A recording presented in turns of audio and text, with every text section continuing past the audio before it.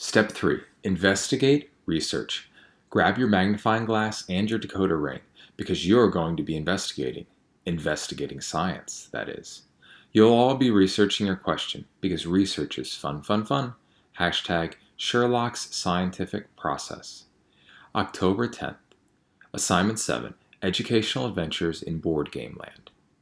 Mr. Neely showed a movie about fungus today, which meant half the class fell asleep immediately. It didn't help that rain drummed against the windows, a dreamy kind of lullaby that made it hard to concentrate. And even though I tried to focus on the fungi, my thoughts kept drifting back to the orchid and Mom's book. I was so distracted that I almost didn't notice when Tom K. dropped a note on my desk. He pointed across the room at Twig when I looked up, and Twig nodded as I unfolded the note. "What's wrong?" I shrugged and crumpled the scrap of paper. Twig frowned and sent another note down the line. Tom K. handed it to me, shooting me a look that said he didn't appreciate being our postman. "Don't shrug at me, Natalie. I can tell something's wrong. You look mopey." I shrugged again. Twig sent another note. "Now you're just being annoying. Come over after school. I got a new board game. Found it at a thrift store with Elena. Called Whose Pants? Need to be played ASAP." And that's how I ended up back at Twig's house this afternoon, playing Whose Pants, and having no idea whatsoever about our assignment for class. Between passing notes with Twig and thinking about Mom, I hadn't exactly paid attention in any of my classes. "Were you listening when Mr. Neely explained the assignment?" I asked Twig as she rolled the dice and moved her little bell-bottom game pieces across the board. As it turns out, Whose Pants is basically a combination of Guess Who and Chutes and Ladders. You move around the board and ask yes or no questions, and the first pair of pants to be reunited with its owner wins. "No, I was busy asking you what's wrong," Twig said, which you never answered. By the way, even though something was obviously wrong. "You were frowning all through class today, and not even Michaela does my owner wear glasses." "No," I answered, "and nothing is wrong. I promise." Twig gave me a look that said she didn't believe me, but she didn't push it. Once upon a time, Twig and I told each other everything, because we're best friends, and that's what best friends do. Once upon a time, I would have answered, "Yes, something's wrong." And I would have told her that Mom stopped getting out of bed, and Dad and I couldn't make her happy anymore, not even with chicken and pasta, and everything was different now. Instead, I asked, "Is my owner human?" Because in case I'd forgot to mention, some of the pants wearers were vampires or aliens. Also, one centaur, although why the centaur needed pants was unclear. "No, not human," Twig replied. I had been heading down a path toward the clown, decidedly human, so I rolled the dice and started backtracking. Twig appeared in my life at the perfect time, back when Michaela was getting weird, and our best friendship was instant. Back then, I would have told Twig everything, and Twig would have said, "Tell me more," and we would have talked and talked until my throat was scratchy and raw with honesty. But then we got older, and Twig's parents got amicably separated, and we learned which topics to avoid, because sometimes that's what best friends do too. Twig found her pants owner first, reuniting her bell-bottoms with the astronaut. She did her little celebratory dance, which consisted of lots of jumps and spins, but she seemed less enthusiastic than usual. For a second, I thought she might say something real, but then she saw the look on my face and said, "Let's play again." October 18th. Assignment 8. Things I know that my parents think I don't know. Before a scientist can understand what they don't know, they have to investigate what they do know. That was practically Mom's favorite rule of science. And whenever she tried to work through a big question, she always started by making a list of knowns. So here's what I know. Mom and Dad met in college, and Dad fell in love first. I've seen their photo albums, and it's stamped like bam, all over his face. Mom is not beautiful, not in the usual way, but people always fall in love with her. She had this way about her, something like happiness. Just a few months ago, over the summer, Mom was Mom. She was happy. She talked about her work at the university lab, the research with the orchids and potential breakthroughs, and she smiled and things were good. And then the hushed conversation started. Not enough funding, not enough findings. Again and again and again. And one conversation in particular. She thinks I should take a break. I played all those snippets over again in my head after things got really bad, looking for some kind of explanation. And then it clicked. Mrs. Mesner fired Mom. This was the woman I'd known all my life, who'd worked by Mom's side and laughed as Michaela and I presented fake research reports. The woman who'd come to our house for countless dinners, who'd always ask me about my life as if she actually cared. But after 10 years of research, she stopped believing in the cobalt blue orchids, and she stopped believing in Mom. I don't know which betrayal is worse.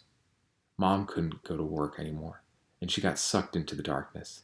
Basically, Mrs. Menzer ruined our lives because it was like she broke Mom. Mom just stopped, and now I don't know what to do. I don't know how to fix her. October 27th, Assignment 9, Investigative Research. Mr. Neely has decided to give us a break from cutting open small animals and watching boring videos to return to the scientific process. He reminded us to keep working on our long-term project. He also gave me a friendly reminder to find a question to investigate. Question: at what temperature does water boil? 212 degrees Fahrenheit, 100 degrees Celsius, according to Google. #done. And because I finished my homework early, I figured I might as well investigate my secret question. The question I couldn't find words for. I let myself into Dad's office. He sat with his back to me, hunched over a bunch of files on his desk. His office is bright, with big, floor-length windows and lamps. Lots of lamps. He's all about brightness now that Mom has retreated into the dark. Dad? I walked up behind him, feeling like a shadow. He startled a bit and turned around, blinking at me like his eyes were adjusting. "Hello, Natalie. What is it?" he said, all formal and weird, like he always gets when he's working. "I'm doing research for class," I said. He glanced down at my notebook and relaxed because research is where Dad's most comfortable. He's safe inside statistics and diagnoses and actionable next steps. I looked down at my notebook, got my pen ready to show him this was strictly business, and continued. "What does it mean if someone only likes to be in the dark?" I could tell he saw right through me because he tensed back up again. "Natalie," he said, drawing my name out cautious. I pressed on, staring back down at my notebook, because I didn't really want to know the answers, but also I really did. "Why would somebody stop caring about their family?" I asked. "Natalie," Dad said again. He nudged my notebook away so he could look me right in the eyes. "Dad believes in eye contact. We should talk about your mother. We should talk about how you're feeling." I told him I didn't want to talk about my mother or my feelings. What I wanted was to finish my science assignment. But Dad was looking at me with those therapist eyes, saying, "I want you to know what's happening with your mother has nothing to do with you. That's the problem. I don't seem to affect her at all. And that has everything to do with me." Of course, I couldn't tell him that, so I said, "Never mind," and left his office. He was conflicted, I could tell, but he didn't follow me. I didn't know where to go then. I felt trapped between the dark of Mom's room and the fake light of Dad's office, without thinking. I went to my bedroom, grabbed Mom's book, and walked right outside, into Mom's greenhouse. My earliest memories are of being in that greenhouse with Mom, growing our little plant family, following her rules, watering and fertilizing each seed just right. A few months earlier, the greenhouse had been beautiful, blooming with life and color and real, delicious light. It was less beautiful now. In the summer, when Mom stopped working, caring, Dad went into a frenzy over the flowers, brimming with energy I'd never seen in him, watering and weeding and watering some more. Dad spent hours in the greenhouse trying to save the plants my mother no longer loved. He loved them too, hard, if you know what I mean. If you know plants at all, some of them survived, but you're not supposed to water plants too much. They need space. Funny, huh? Mom and I used to spend all our time in here, touching and smelling the flowers, talking about life and soaking up sunlight. But today, I stood in our corner for the first time in 6 weeks, staring at our used-to-be plants, brown and crisp and dead all over. In the center of the greenhouse, one tall stem stood alone, brown like all the rest of the plants. The petals had long abandoned it. But it used to be blue, a brilliant, magic kind of blue, a cobalt blue orchid, a plant with a brand new Latin name, a miracle plant all our own. I sat down on the dirt floor, beneath the row of dead plants so I couldn't see them, and held Mom's book in my lap. I didn't mean to read it. I meant to turn around and go back inside, but my hands opened the book almost without meaning to. That excited, nervous feeling came back as I smelled its old book smell, and I turned to the cobalt blue orchid section and read Mom's words. In San Juan, New Mexico, in 1991, a pipe at a power plant burst. The town was contaminated with toxic amounts of metal and chemicals in the soil. But all the people were safe. The flowers were not. All the flowers died. Every one, last one. Toxic amounts of cobalt and aluminum saturated the earth, poisoning the plants. Nothing could grow, and nothing did grow.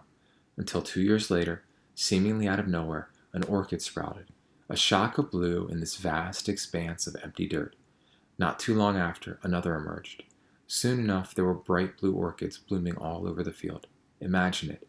Imagine driving past this field of dirt every day on your way to work, past all that nothingness, and then one day, flowers. Beautiful blue flowers everywhere. First nothing, then everything. I read on, past Mom's chapter on anthocyanin pigments and active ion transport, past her talk of hybrids in fungus and moss. The sun started slipping away, and the light in the greenhouse faded. I kept expecting Dad to come find me, to tell me to come inside for dinner, but he never came, and I kept reading. Perhaps you have to be a botanist to understand the significance of these cobalt blue orchids, to know how delicate orchids are, how they die without the perfect amount of sun and just the right amount of water.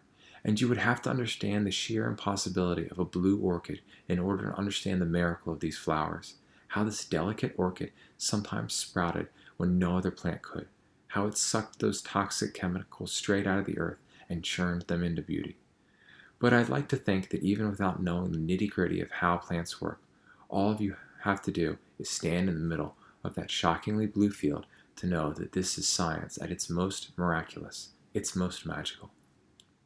Mom was the one who believed in this flower, in all it could do. She told the story a million times, how everyone was shocked and amazed by color, how all the other botanists studied the blueness, but Mom said, wait, there's more. There was magic in living through that chemical poison, and Mom was the first one to realize it. And while Mom and Mrs. Menzer studied the cobalt blue orchid in their lab, Mom and I kept our own orchid in the greenhouse. We nurtured it and cared for it and loved it. We kept it safe, and now it's dead. My mother, the one who once wrote about science and magic and miracles, let it die. I felt that wearing, sparking feel in my chest again, and an idea was starting to click into place. Because even though our orchid was dead, there was still that vast, beautiful field of blue all the way around in New Mexico, full of miracles and hope. Maybe Mom just needed to be reminded of that. Maybe she'd forgotten. Family. Orchidaceae for orchid. Genus. Cattleya for botanist William Catley. Species. Fortis for brave. For those of you who haven't spent your whole life with a botanist mother, orchids don't grow blue in nature. You can dye them blue, but they don't grow that way. And then the disaster happened and orchids started growing, sucking up the processed chemicals from moss. And just like that, blue orchid, ta-da, magic, science, miracle.